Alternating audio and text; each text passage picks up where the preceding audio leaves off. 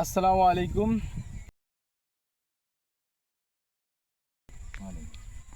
আশা করি সবাই ভালো আছেন।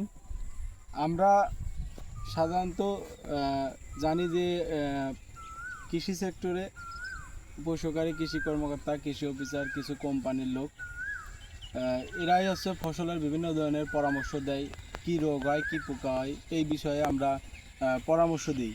কিন্তু একজন কৃষকের সব থেকে যতটুকু সচেতনতা থাকা দরকার যে তার ফসলে কি সমস্যা হয়, এই সমস্যার সমাধান হিসেবে কি দেওয়া যায়।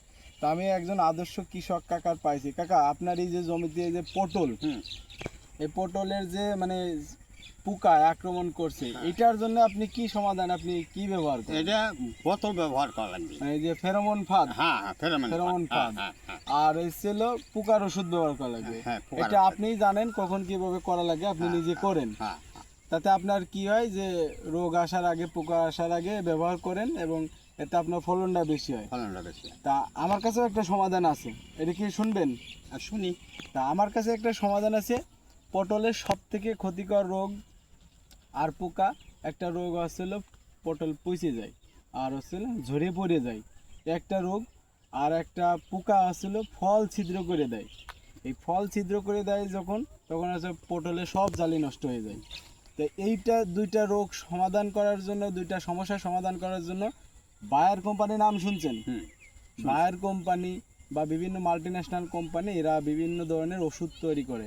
এই ওষুধটা হচ্ছিল রোগ দমন করে, প্লাস আপনার পাশাপাশি গাছ মোটা তাজা, গাছের শাখা বৃদ্ধি, গাছের জালি বৃদ্ধি, এবং পটল সুন্দরভাবে যে ফল ছিদ্র করে না দিলে সুন্দরভাবে বড় হয়।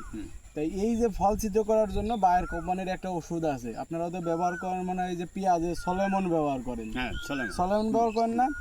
এই সলেমনের ভিতরে যে দুইটা উপাদান আছে, একটা এই শাল বিন্দা পোক সমস্যা সমাধান করে, আর একটা যে ছোট ছোট পাতার নিচে জাপ পোকা আছে, জাপ পোকা, পাতার নিচে উপরে যে জাপ পোকা থাকে, এই গুড়া পোক, এই শোষণকারী পোকা দমন করে। কনফিডরের ভিতরে যে উপাদান থাকে সেই উপাদানটা, এই কনফিডরে গাছ অতিরিক্ত রোদ থেকে রক্ষা করে, মানে গাছটা সবুজ সতেজ বানায়। এই একটা ওষুধ, সলেমন নাম, 16 লিটার পানিতে 16 মিলি। আর এর সাথে আপনি যখন স্প্রে করবেন তখন অ্যান্টাকল আছে বায়ারের, তারপরে ইনফিনিটো প্রো আছে, অথবা আপনার কয়েকদিন যখন জালি আসবে তখন লোনা ব্যবহার করবেন। লোনা ব্যবহার করলে গাছটা আরও ভালো থাকে, রোগ বালাই দমন হয় এবং সবুজ সতেজ থাকে। এই ফলগুলো আরও বৃদ্ধি হয়, যে অনেক সময় ফল ঝরে পড়ে যায় না, ওই লোনা ব্যবহার করলে ফলটাও পচে না, ফল ঝরেও পড়ে না। তাহলে এরপরে আপনি যখন স্প্রে করবেন তখন লোনার সাথে